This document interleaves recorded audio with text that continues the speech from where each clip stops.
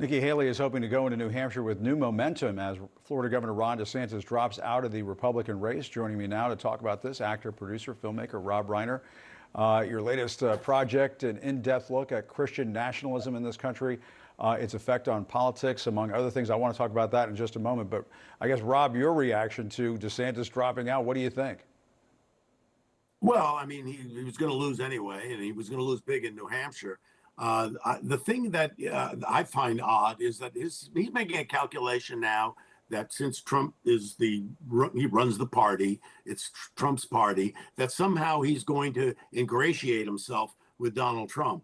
But a friend of mine who's a former Republican strategist, Rick Wilson, said everything Trump touches dies. So it may be transactional, maybe for the time being, but if he's angling for either a cabinet position or a vice presidential on the vice presidential ticket, I think he's signing his own death warrant here because it's not going to lead to anything good. Yeah, and Rob, I know you've been a tough critic of Donald Trump for a long time now. Did you ever think that we would be back in this place where Trump is on the verge of wrapping up this nomination? Of course, people have to go out and vote in New Hampshire. We'll see what happens on Tuesday, but that seems to be the path that he's on right now. Yeah, no, I never thought it. I mean, the one thing that we've seen over the course of from 2016 till now is that the courts have held that anytime it gets to an adjudication, they rule against Trump. So the hope is that at a certain point, that will come to the fore with all of these federal charges that are being heaped on him. Now the problem is the only one that it has a chance of coming to fruition is possibly Jack Smith's January 6th case, and Trump is doing everything he can to push it on down the road. And the reason he's doing that is because he wants to stay out of jail. This is not about being, I want to be the president because I'm going to make this country great again or anything. This is pure and simple for him. I got to get out of jail. So the hope is if he can push that trial off till after the election in November, then maybe even if he gets convicted, he can pardon himself. Because the fact of the matter is, if he does get convicted before November, then he's going to lose the election. They're just not going to be people that are going to say, yes, I'll vote for a convicted felon. He's not going to lose his base. His base will stay with him, but there'll be plenty of people that say enough's enough. Well, and the Republican Party is by and large lining up behind Donald Trump at this point. The head of the Republican Senate Campaign Committee announced earlier today that he thinks that the party should start coalescing behind Donald Trump and that the primary process is effectively over. And one of the reasons why we're seeing a lot of that is a lot of leading Republicans in this country are just getting behind Donald Trump. And lo and behold, it was Ron DeSantis himself who was criticizing a lot of this just a week ago. Let's listen to that and talk about it on the other side. And so for Donald Trump, he's running a campaign about putting himself and his issues first. That's what he cares about. You can be the most worthless Republican in America, but if you kiss the ring, he'll say you're wonderful. You can be the strongest, most dynamic, successful Republican and conservative in America, but if you don't kiss that ring, then he'll try to trash you. You know what? You deserve a nominee that's going to put you first, not himself first. And yet, Rob, in his announcement earlier today, DeSantis got behind Trump.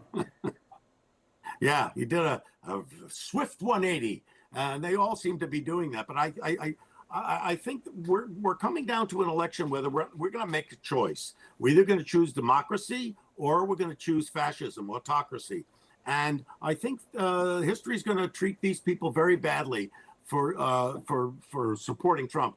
He's a politician. He's going to say one thing, he's going to say another. Nikki Haley, if she loses, she's going to wrap her arms around Donald Trump. All that stuff's going to happen. Maybe she wants to run and be a vice president. Who knows? But ultimately, it's not going to help. And none of this is going to help. And he'll turn on a dime against them as soon as he doesn't like what they say about him. And Rob, one of the reasons why Trump has been so dominant is because of the way he's been able to get his base back behind him once again. And part of that coalition, obviously, are evangelical voters. Let's talk about this documentary that you've produced, God and Country, that looks into the growing movement of Christian nationalism in the U.S. It's Hold On Politics. Let's take a look at a clip. Evangelical enterprises raise billions of dollars. We're not talking about millions or even hundreds of millions anymore, but billions of dollars in mostly $10 to $25 contributions. Well, the way you get those contributions is by ginning up fear and anger. When I was an activist on the religious right, I would meet with fundraisers. I would hear from them, "You've got to give me plenty of fear and anger. I need to make your people as mad as hell and frightened to go to sleep at night, because when they're that afraid, they're going to send you a lot of money." Yeah, Rob, tell us a little bit about the gentleman we just saw there and the message that you're trying to get across with this documentary. Rob Schenck, he's a pastor. He's an evangelical. And I think it's important that we point out, we're not trashing Christianity with this film. It's the exact opposite. Because what we have is we have very prominent conservative Christian leaders speaking out against Christian nationalism because they think it undermines the teachings of Jesus and the teachings of Christianity and the church. They see Christian nationalism not only as a danger to democracy, but as a danger to Christianity itself. And it's not me saying that. I'm a liberal. People know I'm a liberal. It's not me saying that. You watch the documentary, you'll see very, very respected conservative Christian leaders talking about the danger of Christian nationalism, which is not a religious movement. It's a political movement. It's all about politics and gaining power. And it is very dangerous, not only for the country, but for Christianity itself.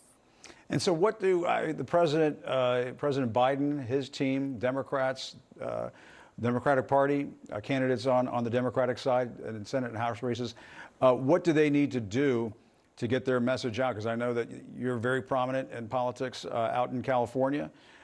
We have you on from time to time to talk about this stuff. Are you confident the president can win re-election? Yes, yes. I think the only wild card in all this is third-party candidates. Everybody knows that it's not a national election. It's run state by state. There are only going to be between 5 and 8 states in play in this next election. And the question is, in those states that are very narrow, one way or the other, is a third-party candidate like Noel Labels, like Robert Kennedy Jr., are they going to draw more votes from Trump or from Biden? Polls show that they will draw more from Biden. So if in a very close race in Arizona, Nevada, Michigan, Wisconsin, Pennsylvania, the states we all know are battleground states, if those third-party candidates can shave enough votes, Trump losing the popular vote by up to 10 million votes, which is very possible. He lost the last one by 7 million votes. Right. He could lose 10 million votes and still win the election. That's the trick. Other than that, if it's head-to-head, up and down between Trump and Biden, I don't think that Trump has a chance. All right, Rob Reiner, great to have you on as always. Thanks so much. Appreciate the time.